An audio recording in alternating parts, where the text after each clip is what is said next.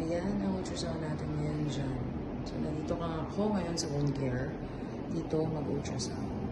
So, sinafety lang to kasi bumabagyo. Baka bilang tumulo yung ceiling, mabasa yung ultrasound. So, ang gagamitin mo dito ay ito. Ito may mga probes. Ayan.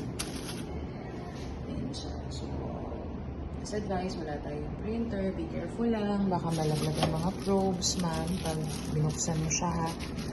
Mahal yan. Charis. Hindi, medyo nag-iingat na kami kasi ilang beses na rin itong tamo dito, pinuntahan ng engineer. Wala nga siyang printer ngayon eh. So, kaya medyo struggle kami sa mga OP patients. Okay?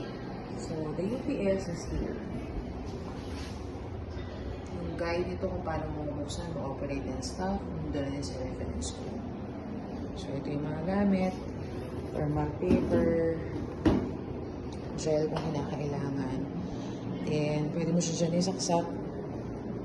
Tapos nandito yung ultrasound machine. Footstool na din. Okay, ma'am? Thank you so much.